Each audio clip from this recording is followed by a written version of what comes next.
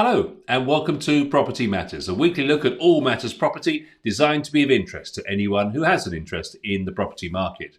Property Matters is supported by Fairview International Property Consultancy and auctionproperty.co.uk.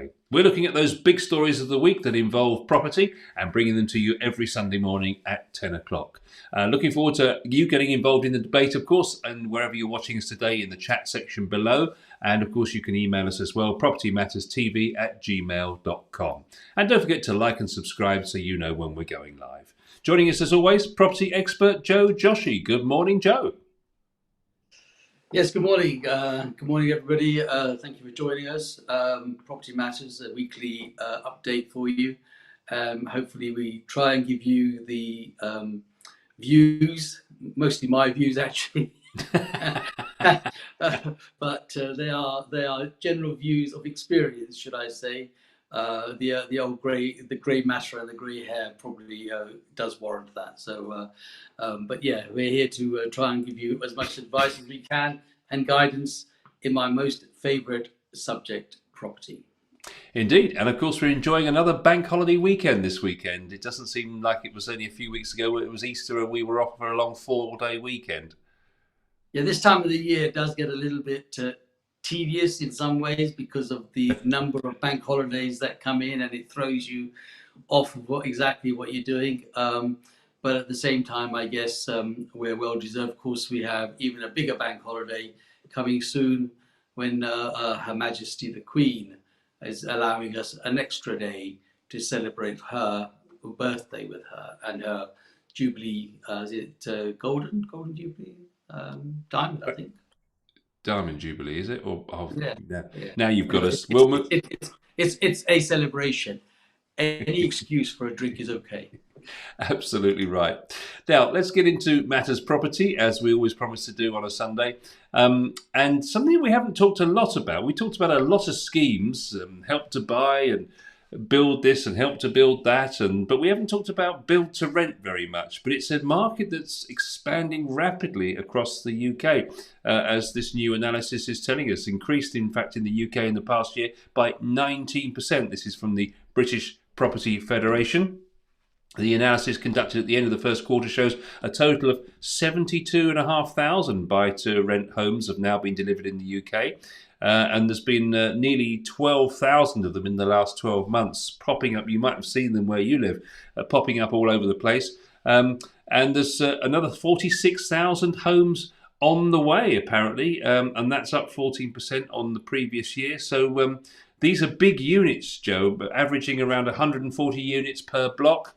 And they can go as high as 243 homes in some cases, and some is even up as much as 308 units in one block. So this is an interesting place, and I think this is a lot to do with sort of key workers and students. Do you want to take us through it?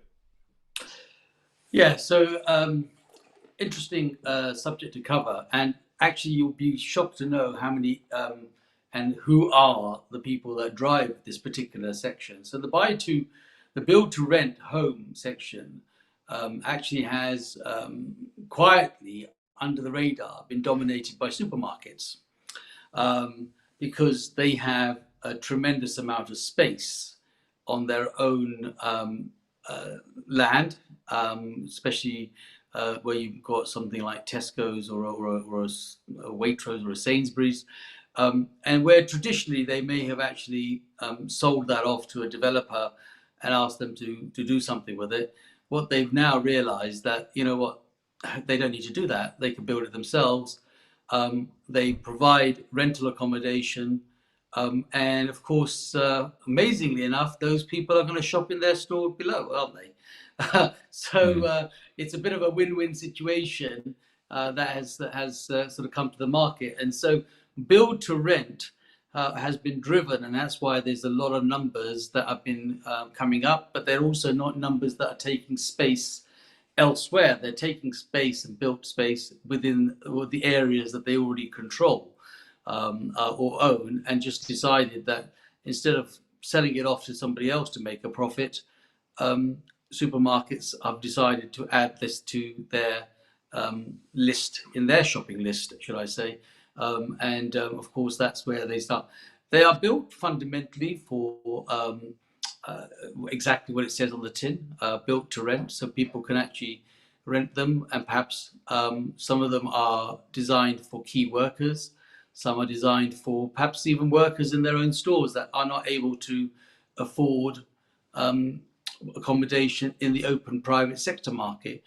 It does a number of things, Paul. Of course, if you were a business and you had space and you decided to build and accommodate some of your staff, there are many things that lock staff in, isn't there? Hmm. And one of them is a place to stay, for example, at a more cost-effective way, which means that you're likely to stay in that job too, because jobs are equally fickle. People are in their short term move on to something else. Over a small increase, maybe they'll go somewhere else. So this is a great way to provide a one-stop life-changing situation by supermarkets. Now, if you look back over the last few years, you would have seen many larger operations ceasing to trade because things went online.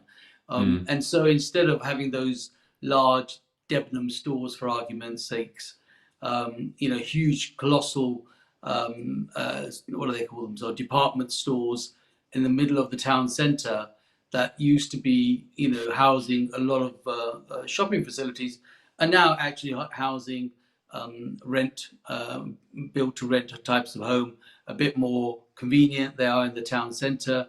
They have the space, they have the facilities, they are in a prime location, and a lot of people have done that. So hopefully that will give you some indication of built to rent. But not only is it built to rent to employees or key workers or people that are on low incomes or anything like that.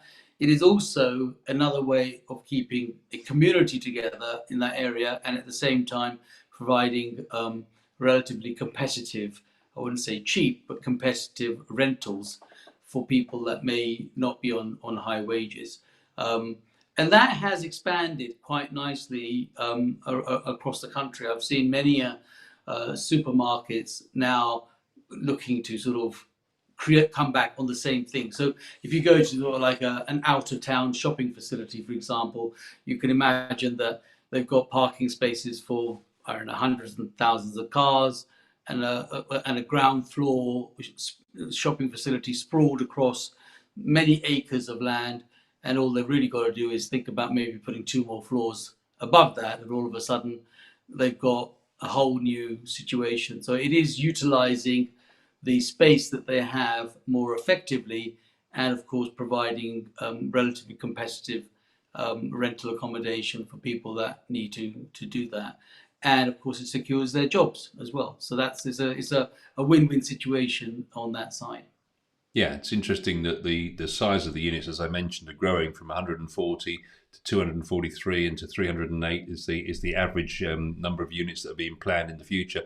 They're saying that the sector is a positive contribution to the building of new properties in the UK. One thing that they're a little bit worried about is some turbulence, of course, of the cost of building, and I suppose that's something we haven't really covered because obviously with inflation going the way it is, these materials that they're buying to build these ever increasingly sized places is going to rise. So that's a little bit of a sort of headwind in front of them. But the overall view of the sector in terms of investment is that it's quite a positive contribution.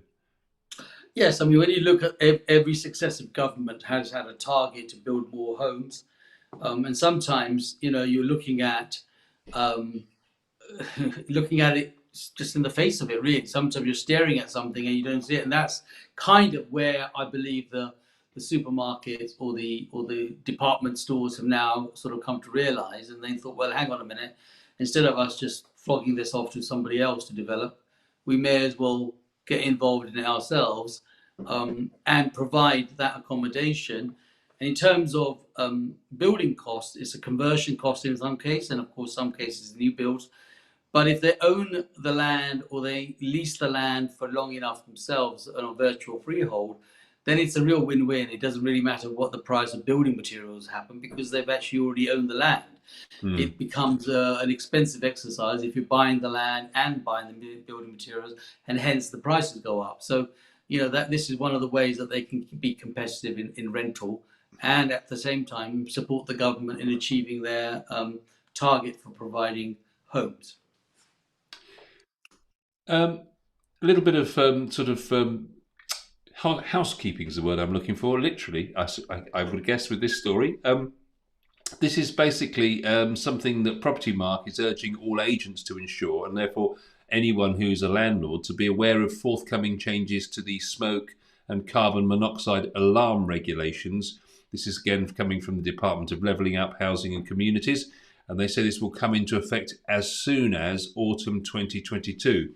So under the current rules, if you're a landlord, you'll be aware that you need to have a smoke alarm fitted to every floor of the property where there is a room used wholly or partly as living accommodation. They must also put a carbon monoxide alarm in any room where a solid fuel is burnt, such as wood, coal or biomass, and that includes open fires, but up until now doesn't include gas, oil and LPG.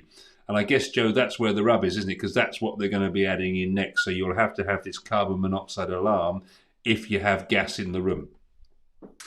Yeah, I think really, I mean, it's just another addition to, try and create safety, security as much as you can. Some people will find it quite annoying that yet there's another, government rule coming in. My view on it would be that it's purely for the safety and the security of the people that are going to be renting, and equally for landlords to know that their properties are safe from any danger that may happen. It's a health thing. I don't think it's a be all and end all, but I think it's very important to take on board that every little bit of legislation change, in some cases, is a stealth tax. It's another way of them making money. But in this particular case, in this particular point, I think it's more about safety and security, and I certainly would suggest that everybody should look at that.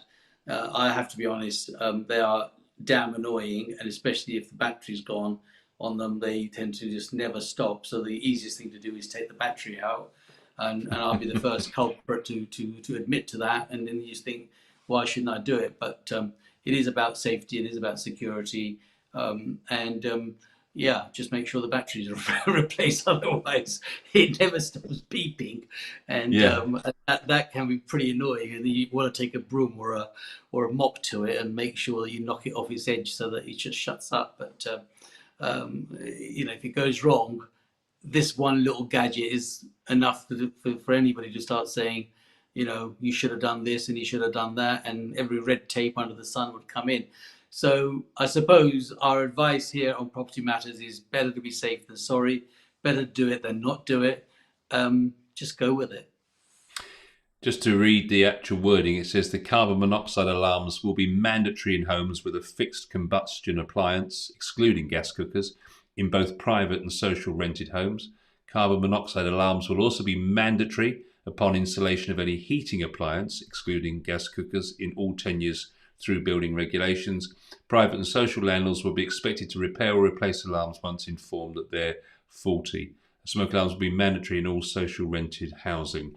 It's interesting that they're saying here that as a result, so if your tenant lets you know that there's a problem with the alarm, then you are obviously under obligation to fix it, but also that it should be checked.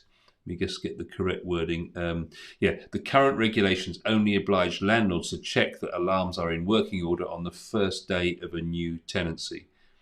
So basically, when they go in, you've got to make sure that it's working on day one, and you're not you're obviously responsible for it, but you're not expected to go and check it regularly unless, of course, you're told by the tenant that it's actually faulty. Yeah, I think to be honest with you, one of the most annoying things about renting property is that the tenant is notoriously lazy about everything, and that can be quite a wind up to a landlord. I mean, something as ridiculous as a pound's worth of battery to change something. Tenant would just call the agent. The agent would go round and they'll send somebody else to do it. And before you know it, you've spent £100. And that is quite annoying, really, when a tenant could quite easily go down the shop and buy a set of batteries and change it themselves. Um, and it's the same with a lot of little niggly things. They become totally lazy in doing. I had a discussion recently with a tenant who, said that basically their oven had now come to the end of its life. Um, but of course, I'd never cooked in that oven myself. They had, and they then wanted me to spend more money on buying a new oven. Now I don't know. He said, "Well, we pay for the rent for the whole of the property." That's true, you do for the property, but not for the wear and tear and the use of something that you're doing. Now, you'd think if you've been in there for a long, long time, it's kind of good to be able to say, well, actually, I've used it, so I don't mind spending a couple of £100 on getting a new oven put in because I'm going to carry on using it. It's called good relationship. But the minute that somebody turns around and says, it's your duty to do this, you almost want to say, well, it's my duty to kick you out and find somebody else because you're not being fair in this situation. And so that's where landlords and tenants always have a little bicker because tenants just think that, it's a hotel and, it's called room service and I'm going to press this door, but press zero and someone's going to come along and change my batteries from my alarm that should have gone off. So it's just, I think some of this is common sense and some of it is important to do. And it's a good story to bring to light, and certainly agents, to protect yourselves, make sure you go out there and do the right thing, press the button on the time you check them in, and if necessary, record it, because these things are all becoming pretty serious and pretty ridiculous in some cases. Yeah, it's important to keep an eye on the detail, isn't it? Let's just have a look at one more, squeeze one more in today, because this came in, and I just was really interested to see what your thoughts on this is. This is coming from Charlie Mullins, who you probably know is an OBE holder and also the founder of Pimlico Plumbers. He looks like he's advising the government on matters of business and communities and things. And he's basically suggesting the government planning to take radical action to ensure landlords let out retail units that have been vacant for longer than 6 months. Otherwise, the government will enable community groups and small businesses to take over boarded up properties in a bid to revitalise the high street. The powers will be introduced on the Levelling Up and Regeneration Bill, which is going to be announced by the Queen next month. Fashion retailers have been hit hard by the pandemic, with the closure of the likes of Debenhams and Topshop, as we were talking about last week, leaving a number of vacant properties in the high streets. And indeed, 1 in 7 properties currently stand empty in the high street on average in the UK, according to the British Retail Consortium. So this is an interesting thing. The government says it's on a mission to level up and breathe new life into these great towns and end the scourge of boarding up shops, sucking the soul out of the once bustling high street. What's your view on it, Joe? It's a great soapbox for me, this one. So I think it's a fantastic idea, very, very good scheme. Finally, somebody's got a little bit of common sense in trying to produce and present an opportunity. The high streets, Paul, as far as I'm concerned, have always been the heart of every town. It doesn't matter how big or small the high street is. It is a high street because exactly what it says on the tin. And if you go through high streets like I do throughout my job all over the country, it goes to show, and you could tell a story of every high street just by simply driving through it. Those that are cared for, those that are nurtured well, and those that nobody cares and gives a damn about. And so when you go through a small village, there's a lot of camaraderie, should I say, people working together, keep the village done. They put the hanging baskets out. They really make it appealing and want you to go and visit that shop, that retailer, and keep the business community flourishing. And then you go through another town where it is absolutely boarded up, and majority of the retails are leased out to big companies which may have actually ceased trading, and they are now boarded up. And that then takes the soul completely out of the high street. Nobody wants to visit the high street. The council don't give a monkey. The landlords don't give a monkey. And you end up having, it just as a trash. It is the worst place under the sun. It becomes unsafe, unsecure. It's not safe. It's not safe for children. It's not safe for elderly people. And actually, there's quite a lot of elderly people that enjoy their time in the high streets because they want to go somewhere that there's community, there's people going on, there's a hustle bustle, a hello and a bye bye sort of situation as they go past. And all of that has been taken out. And I think this is a great scheme that 6 months is more than enough to see a shop boarded up. And they should be used for something else. The only thing I would say is they are not always used for pound shops. Because that is another disaster area, because all of a sudden the whole town is, bombarded with the cheap goods. They do need to. I think, quite honestly, they could actually turn around and offer those facilities to some bigger chains, ask them to come back in almost for nothing, just to revitalise the high street. Pay no rates, pay no rent. It's lying empty, doing nothing. Give it to them for 2, 3 years and let that high street be revitalized by others. Because, it's always one thing that leads to another. If you get 2 or 3 good stores going in, other stores want to come in. The other stores may pay their rent and it has to be balanced out. And the rates will come in. So yes, we used to say it's a loss leader, and the supermarkets have been doing loss leaders forever, haven't they?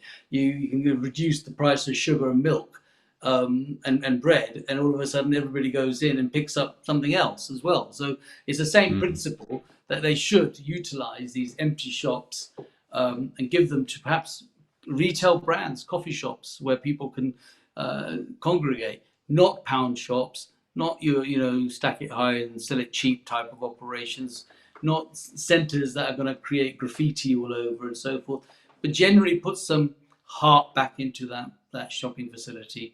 I think it's a great idea. I think the other thing, of course, is that some of them under the current laws can be converted and used into residential.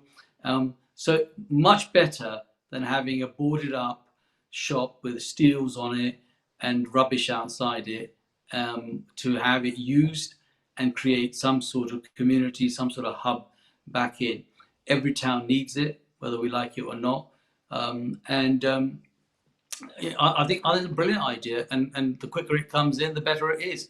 Landlords are sitting there on properties that are doing nothing. The reason why they do that, just so they have a lease commitment from someone previously, and as long as that lease commitment is there, they have to pay their rent, whether they shut the shop or not. And maybe it's to those lease commitment people, if they've got to continue paying, they may as well open it to somebody else. If they can't make it work, let them get somebody else who can make it work.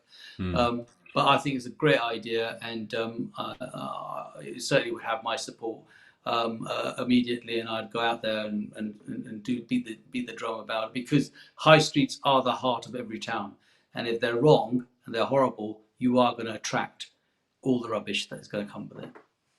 Well, there's Sasha Lord is the Greater Manchester Nighttime Economy Advisor, and said that funding to repurpose empty outlets into retail, leisure or hospitality premises will not only aid town centre recovery, but will encourage the public to shop local. This regeneration strategy has already worked in countless areas of Greater Manchester, and I'm pleased that the government has recognised that much needed action is now required to support our high streets. So it's actually in place in a number of places in Greater Manchester and seems to be working. Yeah, and as I said, a great idea. I can't knock it. I think it's a good thing, and I think it should be done everywhere and anywhere across the United Kingdom. It doesn't matter how big or small your town is. Everybody should go out there and work together and fill those high street shops and get the community spirit back into the town and give the town the heart back. I still think the landlords are going to they're going to get their legal people on to find ways around it, aren't they? Because, at the end of the day, they're just interested in renting their shop out for the highest possible amount. And as you say, if there's somebody that's got the original lease that's just, they're paying down the lease, as it were, then on their contract, then they're still getting their money in, and they're just going to look for somebody to go straight back in there, and they're not going to want this interference. Well, you have to look at there's 2 elements that I want to sort of bring to your attention here, to our viewers. One is that vacant properties, vacant shops are liable to have to pay their rates. So I'm pretty certain that if landlords got somebody in and just paid the rates, they would be very happy to have their rates. Otherwise, that's on their shoulder to pay. But if there's a tenant in there that's gone kaput, but is still obliged on the lease over a bigger company coverage, they too would have to pay rates. So at least they've got somebody in there, and maybe at a nominal rent will go back in and see it. But at the very least, they'll pay the rates. If it's a charity shop, which there's a lot of charity shops that are set up, of course, charity shops are exempt, and as are perhaps some social groups and so forth from rates. And so, there's no losing, there's no loss in that situation, then other than to have the shop fully functional, even if they give them a license or a small lease under 5 years, which is not protected by the Landlords and Tenants Act. So, there are a lot of ways to deal with these things. Landlords know that, and if they want to have the chance to increase that property to be rented to an ordinary person, then they need to support all of that. Because if the high street is full in any shape or form, in every shape or form, then chances are other retailers would want to get in there and join. But if it's looking rubbish, then to be honest with you, it's going to continue to look rubbish, and that shop will continue to remain empty. So I think whether they find their legals or beagles on this, some of it is about common sense. And I think, if you've got an investment, and I'm always about investment, I'm about returns on the investment, I'm about, what property does. If you've got an investment, you want to make it work the best you can for you. And if it means that you've got to put somebody in there for a year, 2 years, while it's sitting there doing nothing, and it helps enhance the high street, which then ultimately results that somebody genuinely wants to take it on a longer lease, then I think you've done your job.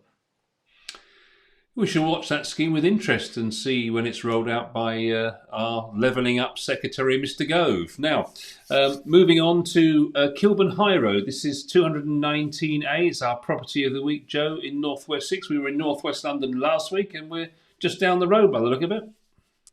Yeah, well, I don't like to move too far. You know how it is. From Skegness to northwest London, I mean, it's about as distance as I can get nowadays. But again, a very nice investment property that we're offering in our auction on the 24th of May, producing good income, around £60,000 a year, just under 10%. It's basically, again, it's room let under HMO, housing multiple occupancy. Very conveniently located in Zone 2. Access to the train station and tube stations are within short. Of course, it's been in the middle of the town centre, i.e. the shopping area. So plenty of facilities, as you can see from the picture there, of all the local shops. Again, great investment opportunity for somebody who's looking for a good return on their money. And it's guided at £650,000, and it's in our auction on the 24th. Of course, happily take offers prior. Do log on to auctionproperty.co.uk, go to the legal pack, download the legal pack, and then make me a call with a bid that you want to make sure that I don't refuse. As always. Lovely. Joe, thank you very much indeed. Time has beaten us again.